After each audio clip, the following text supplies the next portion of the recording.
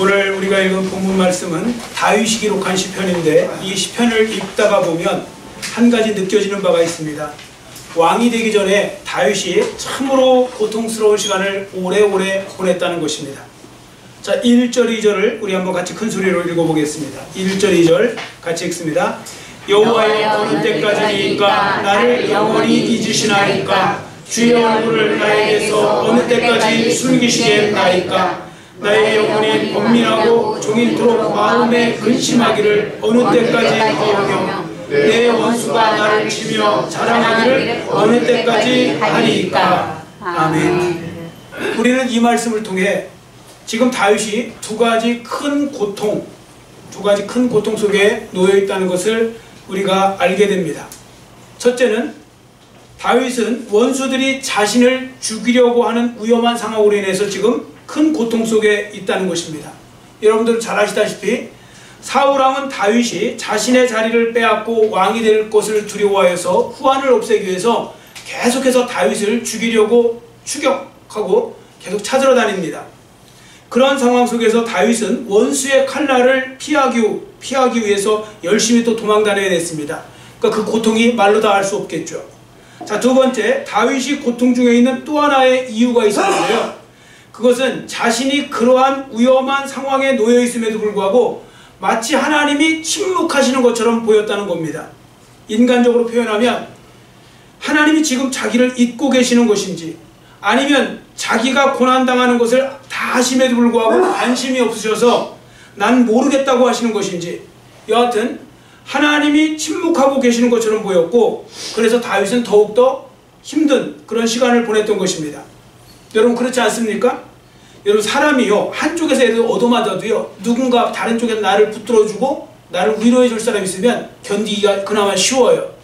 근데 한쪽에서는 계속 나를 공격하고 한쪽에서는 계속 나를 어떻게 보면 들들 볶는데, 나를 위로해 줘야 될 사람이 모른 척 한다든지 이렇게 무관심한다든지 그러면 훨씬 더 견뎌내기가 힘든 것이죠.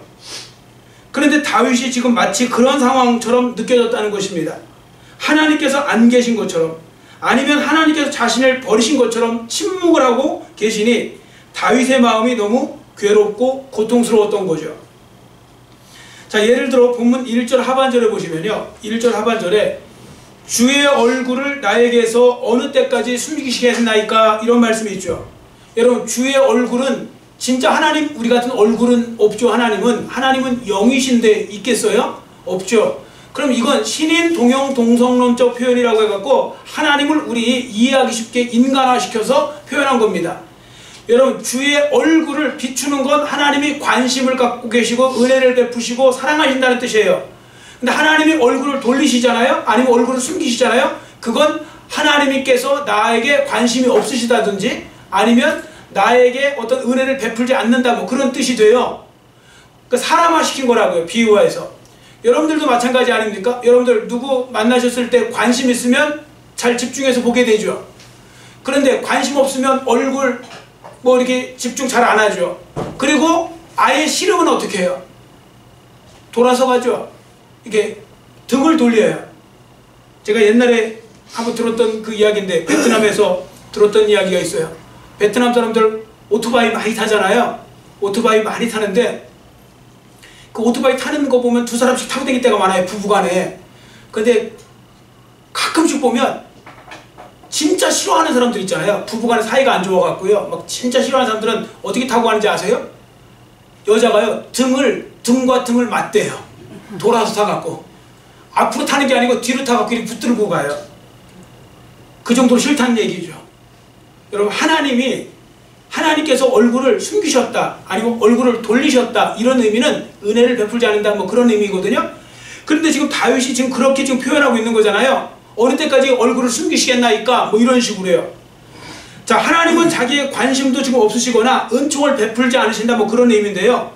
여러분, 그런데 여기서 아셔야 될 건 이게 진짜 하나님이 그렇게 하신 거냐? 그건 아니고요. 다윗이 고통과 고난 속에서 그렇게 느꼈다는 겁니다. 본인이 그렇게 잘못 생각한 거지만 그렇게 느꼈다는 거예요. 마치 하나님이 안 계신 것처럼, 계셔도 관심이 없는 것처럼 느꼈다는 거죠. 자, 제가 이렇게 말씀드리면 어떤 분이 이렇게 반문하시기도 합니다.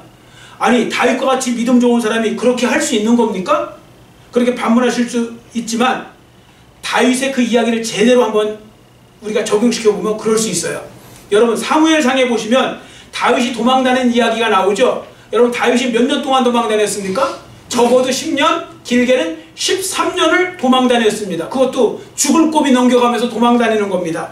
여러분 13년, 10년 이거 너무너무 긴 시간이라는 걸 아셔야 됩니다. 엄청 긴 시간이에요. 여러분 지금 저 본 지 엄청 오래됐잖아요. 오래되신 분들은 막 지겨워 죽겠죠. 막 그런데 제가 아직 16년이에요. 아직 만 16년이 안 됐어요. 그런데 이 오랜 시간에 3년을 빼면 그게 다윗이 도망다닌 건데 죽음의 그런 순간에 그런 위협과 그런 고난 중에 도망다녔는데 제 아무리 믿음 좋은 사람도요 그럴 때 되면 흔들릴 수 있어요. 얼마든지.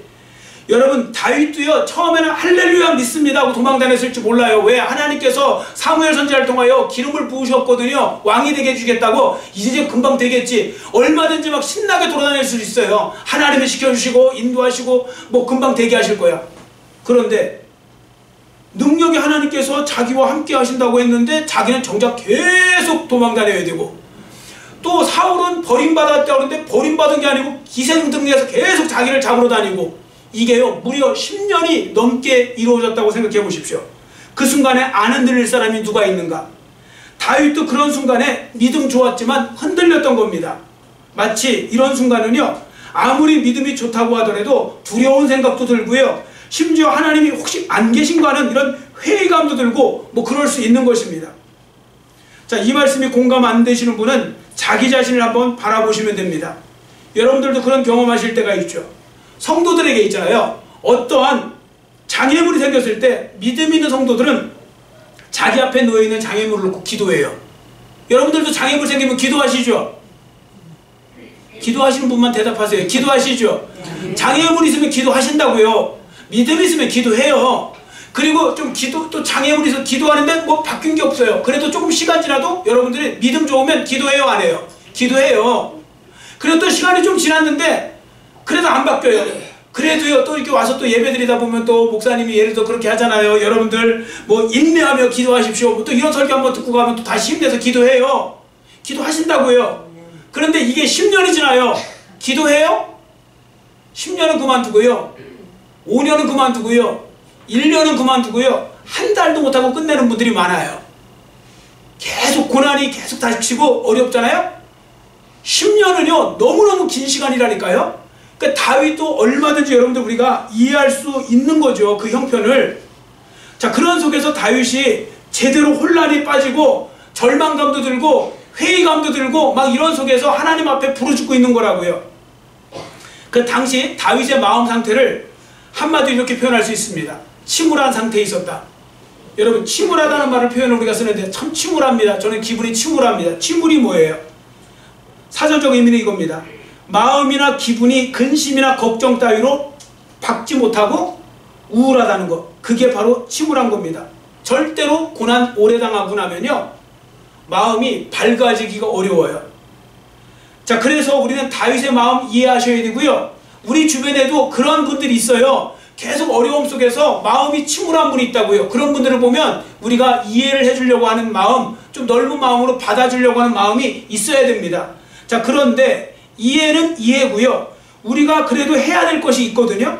그게 뭐냐면 이 침울한 상태에서도 해야 될 것은 바로 뭐냐면 바로 다윗처럼 계속 그 상태에 머무는 게 아니에요. 다시 일어서는 겁니다. 그리고 다시 주님을 붙잡고 의지하는 겁니다. 다시 일어서는 것이 중요하거든요. 자, 3절 4절 말씀 우리 한번 같이 큰 소리로 읽겠습니다. 3절 4절 같이 읽습니다. 여호와 내 하나님이여 나를 생각하사 응답하시고 나의 눈을 밝히소서. 두렵건대 내가 사망의 잠을 잘까하오며 두렵건대 나의 원수가 이르기를 내가 그를 이겼다 할까 하오며 내가 흔들릴 때에 나의 대적들이 기뻐할까 하나이다. 아멘. 여러분 잘 보세요. 믿음이 좋은 사람, 훌륭한 신앙인은 한 번도 낙심 안 하고 절망 안 하고 사는 분만 믿음이 좋은 게 아니에요. 물론 그렇게 되면 제일 좋아요. 나는 한 번도 신앙생활하면서 회의감도 안 들고 낙심도 안 되고 절망도 안 되고 뭐 그런 것도 없고 기분 좋게 신앙생활 잘하고 있다. 그거보다 더 좋은 건 없어요. 그러나 세상에 이러한 신앙인은 없다고 보시면 돼요. 있을 수 없어요. 다윗도 그거 못했어요. 그러면 훌륭한 신앙인은 무엇이냐면요, 절망 속에 때로 빠질 수 있어요. 사람이 실수할 수도 있고요, 어떤 때는 그런 여러 가지 어떤 그런 뭐랄까 마음에 포기감이 들 때도 있고 그런 부정적인 마음이 들 때도 있어요. 그런데 계속해서 그 자리에 머물지 않고 다시 그 자리에서 일어날 수 있는 그 사람, 그렇게 된다면 그 사람이 좋은 신앙인이 되는 것입니다. 다시금 힘을 내어서 하나님께 도와달라고 기도할 수 있는 사람이 참 성도가 되는 것이죠. 다윗이 지금 그렇게 하고 있다는 것을 보여주는 것입니다. 자, 실제로 3절에 보시면 다윗은 하나님께 자신의 눈을 밝혀달라고 간구하는 모습을 볼 수 있는데요, 여기서 사망의 잠을 잘까 두려워한다, 뭐 이런 표현이 있죠. 사망의 잠을 잘까. 사망의 잠은요, 우리 육신적인 죽음만을 의미하는 게 아니고 영적인 죽음을 먼저 생각하고 하는 이야기입니다. 여러분, 영적인 죽음이 뭐예요? 하나님과 단절된 상태가 영적인 죽음이에요. 예수 믿는 사람들도요, 잘못하면 영적으로 죽을 수가 있어요. 그게 뭐냐면 하나님과 단절되면 그게 죽음인 거예요. 그러므로 다윗은 이 부분을 걱정하고 있었던 것입니다. 이런 거죠. 좀 과장해서 자기가 오랫동안 계속되는 고통을 당하다 보니까 하나님 앞에 하나님이 왜 침묵하고 계시지? 뭐 이런 생각, 하나님 나한테 무관심하신가? 하나님은 나를 사랑하지 않으시는가? 이러다가 점점 어디로 가는지 아세요? 혹시 하나님은 안 계신 거 아닌가? 그러다가 이제 점점 믿음에서 이제 떨어져 나가는 거예요. 실제로 이런 성도들 많아요. 믿음 밖으로 아예 떨어져 나가 버려요. 그래서 그것이 두려운 거예요, 다윗은. 그래서요, 다윗이 그래서 믿음이 있는 거예요. 여러분, 혹시 신앙생활 하시다가 내가 이러다가 믿음 밖으로 나가면 어떡하지? 내가 이렇게 교회 생활 지금 현찮게 하다가 혹시 내가 지금 구원에서 낙오되면 어떡하지? 이런 생각이 들 때가 한 번이라도 있었고, 그런 생각 들 때가 있습니까? 있다면 믿음이 있는 거예요, 그나마. 아무 생각 없는 분은 믿음이 아예 없을 수도 있는 거예요. 사람은요, 그런 생각이 들 때가 있어요, 두려움이.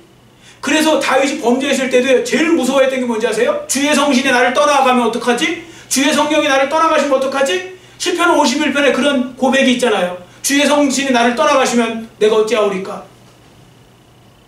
여러분, 그래서요, 다윗은 그게 염려가 되어서, 왜냐하면 하나님께 믿음을 잃는 건 곧 사망의 잠을 자는 거고 영원히 죽는 거니까요. 그래서 다윗은 어떻게 기도하느냐면 사망의 잠을 자지 않도록 자신의 눈을 밝혀달라고 기도하고 있어요. 자신의 눈을 밝혀달라. 왜 그런지 아세요? 눈, 이 육신의 눈이 아니라 영의 눈을 말하는 거거든요.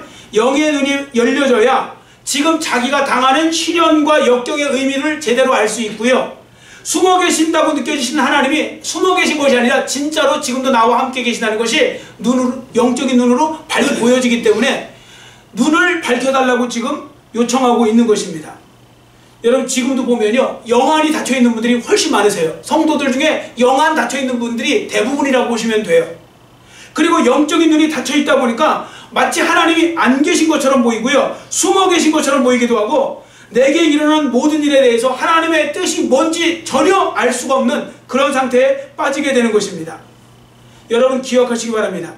다윗이 침울한 감정 속에서 느꼈던 것과 같이 우리 하나님께서는요, 숨어 계신 것도 아니고 우리에게 무관심한 것도 아니고 어디까지나 오랜 고통 속에서 잘못 느끼고 있는 거라는 건데, 우리도 그럴 수 있다는 것입니다.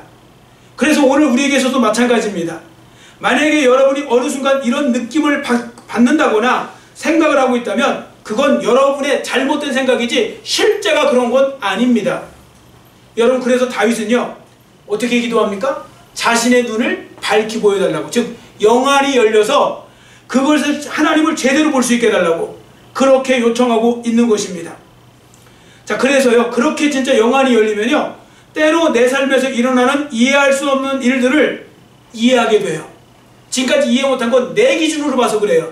내 기준, 내 시선, 내 시각으로 보면요, 내 삶 속에서 일어나는 일들이 이해가 안 될 때가 많고요, 우리 사회에서 일어나는 일이 이해가 안 될 때가 많고 뭐 그러잖아요. 근데 하나님의 영안이 열려서 하나님의 뜻을 알게 되잖아요. 그리고 그러면 다 이해가 되는 것입니다. 여하튼 하나님께서는 다윗의 기도를 들으셨어요. 영안을 밝혀달라고 하면 밝혀주시는 거죠. 여러분, 하나님 앞에 지혜로운 기도를 하시기를 축원합니다. 그 중에 하나가 뭐냐면, 하나님 저의 영안을 열어주옵소서. 영안을 열어주셔서 하나님의 뜻을 밝히 볼 수 있도록 해주시옵소서 이렇게 기도하잖아요. 그 기도는 하나님이 들어주세요. 그 기도야말로 정말 하나님이 원하시는 기도거든요. 우리는 자꾸 하나님이 원하지도 않는 기도를 자꾸 하면서 그것만 달라고 요청하죠. 왜요? 우리는 인간의 욕심과 탐욕과 정욕에 빠져서 우리는 다 원하는 것이 다 보면 너무 세속적이고 너무 인간적이고 하나님 안에서 아무 상관없는, 그리고 오히려 신앙생활에 방해를 만들 수 있는 그런 걸 원할 때가 많거든요. 근데 지혜롭게 기도하는 사람은요, 하나님이 원하시는 걸 기도하세요. 영안을 열어주옵소서. 하나님께서 영안을 열어달라고 하면 영안을 열어주실 줄 믿습니다. 아멘. 그러면요, 그때부터 생각이 다 바뀌게 돼 있어요. 영안이 열리면요, 하나님의 뜻이 보이고요, 그리고 하나님이 함께 하심이 보이고요, 그러면 보는 시각 자체가 달라진 것이고요. 어떻게 달라지느냐? 하나님이 안 계셨던 것이 아니네, 하나님 계시네, 살아계시네, 하나님은 나한테 무관심하신 것이 아니라 나를 사랑하시네, 그리고 나를 위해서 놀라운 계획을 갖고 계시네, 하나님의 뜻이 여전히 나한테 유효하네, 이런 것이 느껴지는 것입니다. 그리고 다윗이 이걸 다 깨닫고서요, 한 가지 더 깨달은 것이 있습니다. 한번 저를 따라주시기 바랍니다. 하나님의 때는 언제나 완벽하십니다. 아멘. 하나님의 때는요, 가장 완벽할 때, 또 가장 완벽하시고요, 가장 완벽할 때 하나님의 뜻이 이루어진다는 거예요. 그러니까 내 기준으로 보니까 이게 지나간 것 같고 실기한 것 같고 뭐 그러지만 그렇지 않다는 거예요. 하나님의 때는요, 완전하시다는 거죠. 자, 우리 성도들도 마찬가지입니다. 어떤 때 우리에게 처한 환경들, 어려운 환경들이 이해가 가지 않는 건 내 눈으로 봐서 그래요. 내 시각으로 봐서 그래요. 하나님의 뜻하고는 아무 상관없이 내가 내 관점으로 봐서 그러거든요. 하나님의 시각으로 보면요, 다 이해가 가는 것이 자신의 시각으로 보기 때문에 이해가 가지 않는 것입니다. 그래서 다시 한번 말씀드립니다. 하나님께 영안을 열어달라고 기도하시고요, 영안을 열어달라고 하는 의미는 뭐냐면 하나님의 뜻이 밝히 보여질 수 있도록, 하나님의 뜻을 깨달을 수 있도록 그런 눈을 달라고 기도하는 것입니다. 자, 그러면요, 어떻게 되느냐면 다윗처럼 다시 소생하게 돼요. 지금 침울한 가운데 있는 분 계시다면 다시 한번 하나님 앞에 영안을 열어달라고 기도하잖아요. 영안이 열리고 하나님의 뜻이 보여지면요, 다시 소생돼요. 사람은 힘이 나요. 그리고 절망 속에서 희망으로 바뀌어지고요, 침울함 속에서 기쁨으로 바뀌는 놀라운 은혜가 임하게 되는 것입니다. 자, 그 부분을 우리는 5, 6절에서 찾아볼 수 있어요. 자, 본문 5, 6절 말씀 같이 읽겠습니다. 나는 오직 주의 사랑을 의지하여 싸우니 나의 마음은 주의 구원을 기뻐하리이다. 내가 여호와를 찬송하리니 이는 주께서 내게 은덕을 베푸심이로다. 아멘. 자, 보십시오. 지금 다윗은 안 계신 것처럼 보인 하나님이 이제는 어떻게 돼요? 잘 보이게 된 거예요. 영안이 열리니까. 그 결과 다시금 기쁨을 회복하게 된 것입니다. 그리고 찬양을 회복하게 된 것이죠. 자, 그러면 다윗이 이렇게 기쁨과 찬양을 회복하게 된 결정적인 이유가 뭘까요? 다윗이 제대로 깨달은 게 하나가 있어요. 그게 뭐냐면 자신을 향한 하나님의 사랑은 항상 똑같았다는 것. 나를 향한 하나님의 사랑이 항상 똑같았다는 것입니다. 그는 자신이 하나님이 자신을 얼마나 사랑하시는지를 제대로 느끼게 되었거든요. 자, 거기 보세요. 5절에 나는 오직 주의 사랑을 의지하여 싸우니, 여기서 주의 사랑은요, 주님을 향한 나의 사랑을 말하는 게 아니고 나를 향한 주님의 사랑을 말하는 것입니다. 나는 오직 주의 사랑을 의지하여 싸우니, 분명히 말씀하고 있죠. 자, 그러니까 그게 느껴지니까요, 다윗은요, 그런 속에서 바뀔 수밖에 없는 거죠. 그래서 다윗이 한 가지 깨달은 거, 여러분들 잘 깨달으셔야 돼요. 평안할 때 자신을 사랑하신 하나님은 고난과 고통 속에 자기가 있을 때도 동일하게 자기를 사랑하셨다는 겁니다. 그걸 깨닫는 게요, 여러분 당연한 거 아니냐고 하지만 안 그렇다니까요. 여러분들도 한번 잘 생각해 보세요. 여러분들 무슨 일이 다 잘 되고 있어요. 뭔가 잘 됐어요. 뭔가 복을 받았어요. 하는 말로 그냥. 자, 그러면 여러분 하나님의 사랑이 거기서 느껴지세요? 안 느껴지세요? 하나님 나를 사랑하신다, 이게 느껴지세요? 안 느껴지세요? 느껴지시죠? 이것도 안 느껴지면 이분은 하산하셔야 돼요. 이분은 신앙생활하는 게 아니에요. 여러분 뭔가 잘 되고 있으면 느껴져야 된다니까요. 아, 하나님이 나를 되게 사랑하시는가 보다. 여러분들도 옆에 사람 집사님이 뭐가 잘 됐어요. 그럼 그러죠. 아이고 하나님 엄청 사랑하시는가 보라고, 집사님. 이런 얘기 하죠. 아, 뭐 엄청 사랑하시는가 보라고. 그런데요, 여러분 힘들고 어려운 일이 있어요. 고난을 당했어요. 그때 하나님 엄청 사랑하신가 그러면 그렇게 말도 안 할 뿐더러 또 본인도 그렇게 생각 안 해요. 그런데 다윗이 자기도 그렇게 생각했다가 어느 날 깨달은 거예요. 이 모든 것이 그래도 하나님의 사랑이었다는 거. 하나님은 나의 고난과 고통 속에서도 여전히 나를 사랑하고 계셨다는 거. 그게 깨달아지니까 그는 곧바로 삶의 태도, 보는 눈이 바뀌어지고요. 환경은 그대로인데 자기의 생각이 바뀌어서 침울함에서 기쁨으로 뛰어 올라올 수 있었던 것입니다. 그리고 그동안 자기를 짓눌렀던 많은 걱정과 염려와 두려움에서 벗어날 수 있게 된 것이죠. 그 이유가 뭐라고요? 하나님은 나를 사랑하시고 나와 함께 계심을 다시 한번 확신하게 되었기 때문에 그런 것입니다. 제가 이 말씀을 이제 묵상할 때 떠오르는 사람이 하나 있어요. 제이시 페니. 여러분 미국에서 제이시 페니 백화점 있죠. 제이시 페니 그 창립자예요. 이 제이시 페니가요 1875년생이거든요. 이분이 1902년도에 와이오밍의 캐머라는 곳에서 포목점을 하나 열었는데 포목점 이름이 황금률 가게예요. 너희가 남에게 대접을 받고자 하는데 먼저 남을 대접하라. 그거 황금률이잖아요. 그 말씀을 중심으로 해갖고 열었어요. 포목점을. 놀랍게 성장이 돼요. 뭐 10년 만에 뭐 30개의 상점이 늘어나고 연간 매출액 200만 달러를 넘고 뭐 그러면서 당시에는 기적적인 성장이었대요. 자, 그는 사업을 할 때부터 하나님 앞에 11조를 드렸는데요. 사업이 번창하면서 헌금이 자연히 불어나지 않겠습니까? 그런데도 그는 한 번도 그걸 건너뛰지 않고 계속 11조를 드렸대요. 근데 나중에 11조를 드린 게 아니고 그냥 남는 대로 하나님 앞에 이렇게 섬기고 나는 하나님 앞에 이렇게 부름받았습니다 하면서 섬기냐고 계속 드렸대요. 1971년도에 이 제이시 페니가 세상을 떠날 즈음에 수입의 90%가량을 헌금으로 드렸대요. 자, 잘 들어보세요. 이제 요 정도 드린 사람이면 하나님이 꼭 붙들어 주셔갖고 그냥 막 일사천리로 다 잘 돼야 되는 거 아니에요? 우리 그렇게 생각하잖아요. 아우 그 정도면 뭐 그냥 하나님이 고속도로만 달리게 만드시지 아우토반 달리게 만드시지 그럴 것 같잖아요. 근데 이분이 그래요. 자기 삶에 너무 어려운 일이 많았었대요. 그리고 가장 결정적인 이야기를 해요. 그게 1929년도에 왜 미국의 경제 대공황이 일어났잖아요. 하루에 주식시장 완전히 폭락하면서 난리가 났었죠. 그때 이분도 하루 만에 4천만 달러를 잃어버리고요. 빚을 갚기 위해서 거의 모든 자산을 다 처리했어야 됩니다. 그리고 그 당시에 성공한 사업가에서 하루아침에 무일푼 신세로 전락해버린 거예요. 그러니 그 사람이 견디기가 얼마나 힘들었겠어요.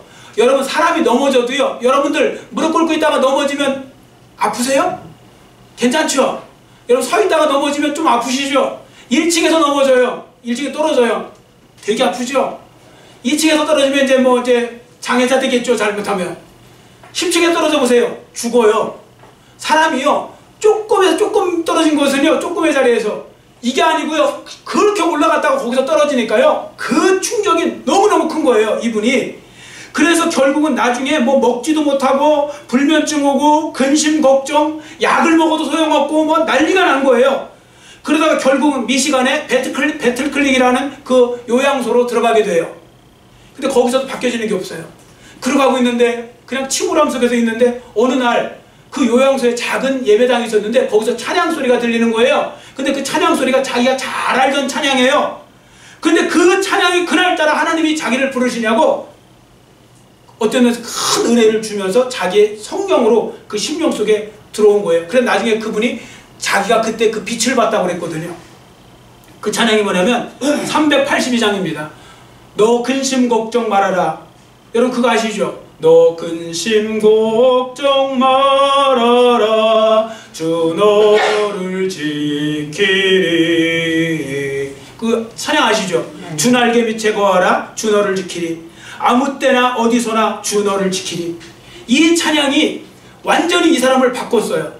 그리고 이 사람이 호전이 돼갖고요 집으로 왔고요. 집에 와서도 그의 인생이 내가 계속 하나님의 사랑을 짓고 있고 하나님께서는 여전히 살아계시고 하나님이 안 계신 것으로 보였는데 그게 아니었다는 거. 그래서 그가 다시 힘을 내서 하나님을 붙잡고 기도하면서 일어서요. 그때 하나님께서 이 제이시 페니 백화점 나중에 그 엄청난 그 백화점의 왕이 될 수 있도록 만들어 주셨다는 것입니다. 여러분 그는 모든 것을 주님께 맡겼고 주님을 의지하면서 최선을 다했더니 하나님은 그에게 건강의 회복뿐 아니라 미국 최대의 이제 백화점을 소유하게 만들어 주셨다는 거죠.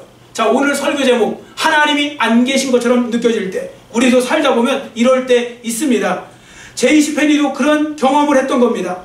그러나 다시금 믿음으로 일어섰고 주님을 붙잡았을 때 하나님은 더 귀히 여기시고 귀하게 붙들어 주시고 반드시 그 사람을 좋은 길로 인도해 주실 줄 믿습니다. 아멘. 여러분, 한 번 넘어졌던 사람은요, 옆에 있는 사람도 우리가 넘어진 사람 보면 더 불쌍하잖아요. 넘어졌는데도 계속 붙잡고 있는 사람은요, 하나님께서 더 귀히 여겨주시고 더 하나님께서 놀랍도록 분명히 세워주실 것입니다.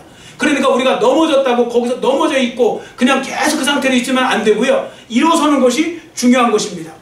계속되는 고난과 고통과 시련 속에서 마치 하나님은 안 계신 것 같은 마음이 드실 때 계속해서 그 자리에 머물지 마시고 어떻게 해요? 다윗처럼, 많은 믿음의 사람들처럼 믿음으로 일어서시기를 축원합니다. 아멘. 그리고 여러분의 두 손을 높이 들고 오늘도 살아계시는 여러분의 하나님께 참으로 간절히 기도하시면 되는 겁니다. 여러분, 하나님 안 계신 것도 아니고요, 하나님은 살아계시고, 그리고 하나님은 숨어 계시는 것도 아니고, 하나님은 나한테 무관심하는 것도 아니고, 하나님께서는 나를 사랑하지 않으신 것도 아니고, 다 반대입니다.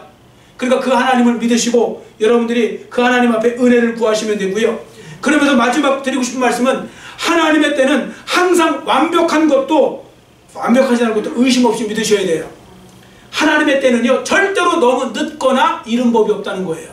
단지 내 생각에 늦어 보이고 내 생각에 일러 보이는 것이지, 하나님의 때는 항상 완벽하고 완전하다는 것이죠.